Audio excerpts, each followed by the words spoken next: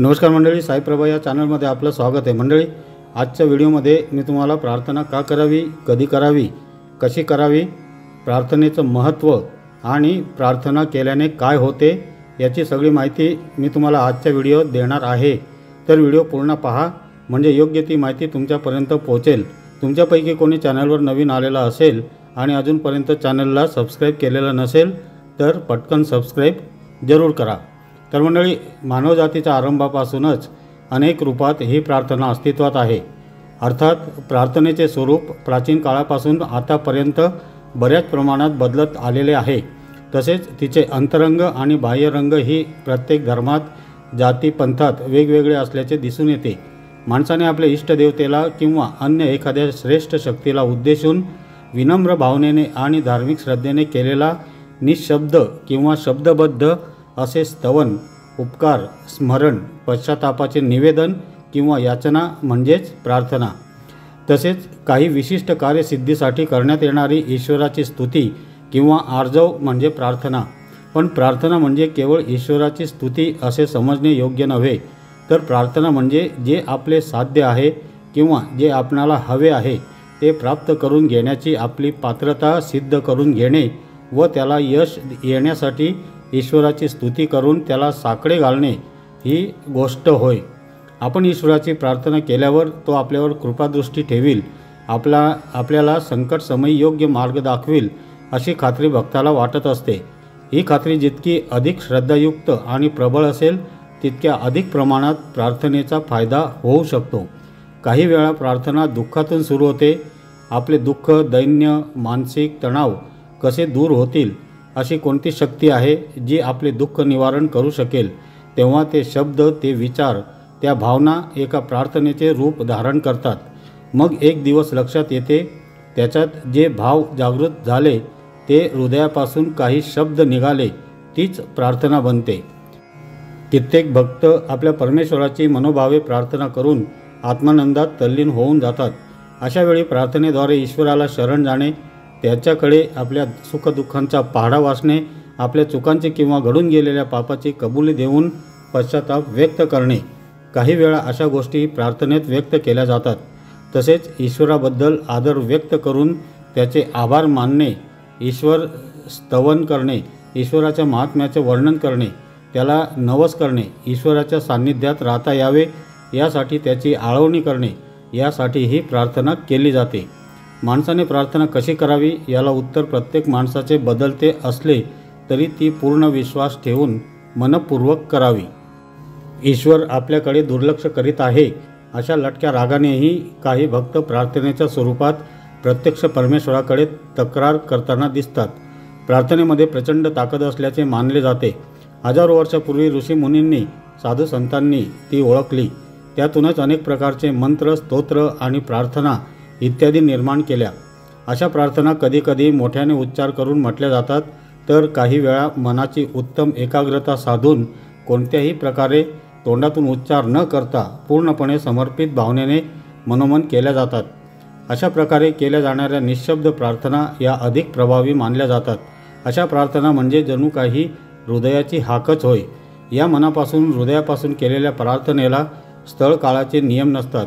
मात्र अशा प्रार्थनेवेळी क्षणभर का होईना स्वतःचा पूर्ण विसर पडला पाहिजे। प्रत्येकाच्या आयुष्यात प्रार्थनेचं महत्त्व असतंच।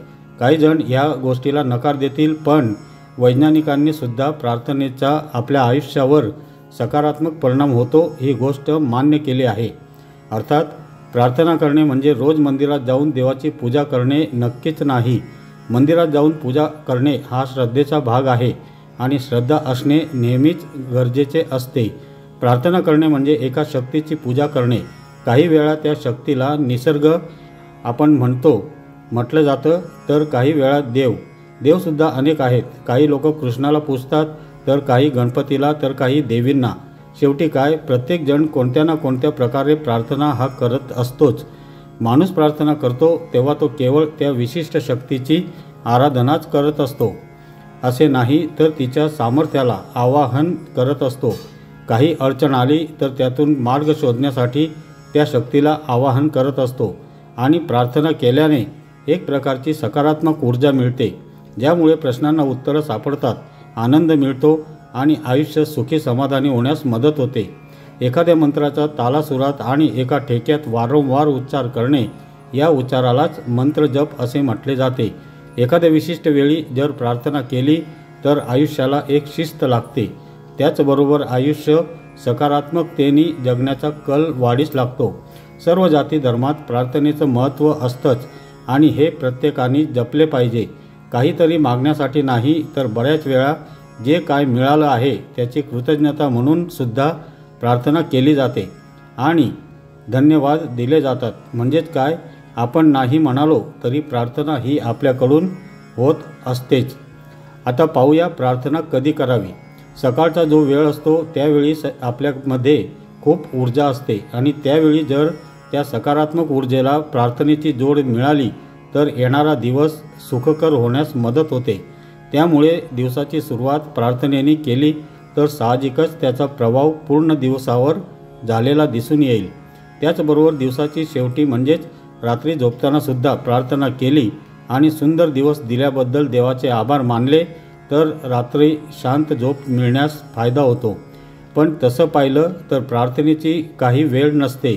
जेव्हा मनाला शांत करायचं असेल तेव्हा प्रार्थना केली तर त्याचा खूप फायदा आपल्याला झालेला दिसून येतो। आता प्रार्थना कशी करावी?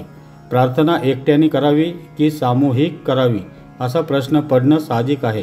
दोन्ही पद्धतीचे वेगवेगळे फायदे आहेत। एकट्याने केलेली प्रार्थनेचा उपयोग तुमच्यासाठी झालेला दिसून येईल आणि सामूहिक प्रार्थनेमुळे आपण एकमेकांशी जोडलेलो आहोत ही भावना निर्माण करण्यासाठी महत्त्वाचे आहे।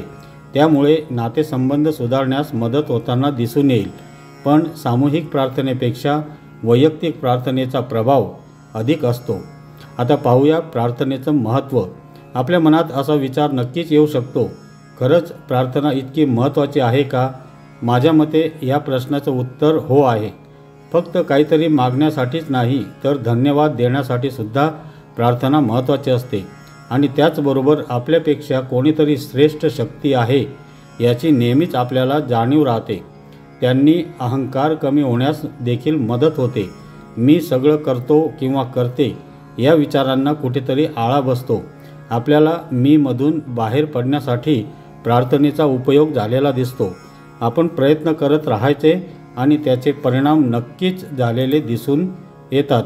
प्रार्थना करून खरंच देव पावतो का ही गोष्ट मला माहीत नाही, पण प्रार्थना केल्याने आपल्या आयुष्यावर चांगले परिणाम दिसून येतात। मन खंबीर होण्यास फायदा होतो ही गोष्ट मात्र नक्की आहे। प्रार्थनेमुळे आयुष्यात शिस्त लागते। तर मंडळी, रोज प्रार्थना करण्याची सवय लागली की आपोआप आयुष्यात सुद्धा शिस्त लागायला मदत होते। प्रत्येकाच्याच आयुष्यात शिस्तीचं महत्त्व आहे। आयुष्यात पुढे जायचं असेल, प्रगती करायची असेल तर शिस्त असणे गरजेचं असतं आणि ही शिस्त लागण्यासाठी प्रार्थना ही पहिली पायरी बनू शकते। दिवसातला थोडा वेळ सर्वोच्च शक्तीची आठवण केल्याने आयुष्यात आमूलाग्र बदल होताना तुम्ही पाहू शकता। प्रार्थनेने मानसिक लाभ होतात तर मनाला शांत करण्यासाठी प्रार्थनेचा लाभ झाल्याचा दिसून येतो। प्रार्थना करताना मन एकाग्र होण्यास मदत होते आणि मनातले असंख्य विचार बाजूला टाकले जातात आणि साहजिकच मन शांत होते। मन शांत झाले की त्याचा खूप चांगला परिणाम कार्यक्षमतेवर झालेला दिसून येतो आणि कार्यक्षमता वाढली की नवनवीन ध्येय गाठण्यासाठी तुम्ही तयार होतात। प्रार्थनेमुळे ताणतणाव कमी करण्यासाठी प्रार्थनेचं महत्त्व असते। हल्ली प्रत्येक व्यक्तीचं आयुष्य ताणतणावांनी भरलेलं असतं। कधीकधी ताण इतका वाढतो की त्याचा नकारात्मक परिणाम आयुष्यावर झालेला दिसून येतो आणि नैराश्यसुद्धा येऊ शकतो। यासाठी सगळ्यात सोपा उपाय म्हणजे रोजच्या आयुष्यात प्रार्थनेचा समावेश करणे। मनाला जाणवणारा तणाव कमी करून डिप्रेशन कमी करण्याची ताकद प्रार्थनेत असते असे या प्रयोगात दिसून आले आहे। त्यामुळे नैराश्याला, डिप्रेशनला दूर ठेवायचं असेल, नकारात्मकता दूर ठेवायची असेल आणि सकारात्मकतेला आवर्जून तुम्ही सकारात्मक धोरण ठेवायचं असेल तर आयुष्यात प्रार्थनेचा समावेश आवर्जून करा। प्रार्थनेमुळे स्वतःबद्दलची धारणा बदलण्यास फायदा होतो। तर कधीकधी अपयशाने माणूस मनाचं खच्चीकरण होऊ शकतं आणि स्वतःबद्दलचा आत्मविश्वास कमी होतो। अशा वेळी प्रार्थनेचा खूप उपयोग झालेला दिसून येतो। प्रार्थना केल्यामुळे आपण या विश्वाचे घटक आहोत, देवाची मुलं आहोत ही धारणा पक्की होते आणि साहजिकच हरवलेला आत्मविश्वास परत मिळवण्यास खूप उपयोग होताना दिसतो। अडचणीतून मार्ग शोधण्यासाठी सुद्धा उपयोग होतो। त्यामुळे प्रार्थना आयुष्यात अत्यंत महत्त्वाची असते। तर मंडळी, आजच्या व्हिडिओत मी तुम्हाला प्रार्थना का करावी, कधी करावी, कशी करावी, प्रार्थनेचं महत्त्व काय आहे आणि प्रार्थना केल्याने काय होते याची सगळी माहिती दिली। ही माहिती तुम्हाला नक्कीच उपयोगी येईल। व्हिडिओ आवडला असेल तर कमेंटमध्ये श्री स्वामी समर्थ असे जरूर लिहा आणि हा व्हिडिओ जास्तीत जास्त शेअर करा। परत भेटूया अशाच एका नवीन व्हिडिओमध्ये। तोपर्यंत सर्वांनी काळजी घ्या। असेच छान छान व्हिडिओ बघण्यासाठी आजच आपल्या साईप्रभा या चॅनलला सबस्क्राईब जरूर करा। धन्यवाद।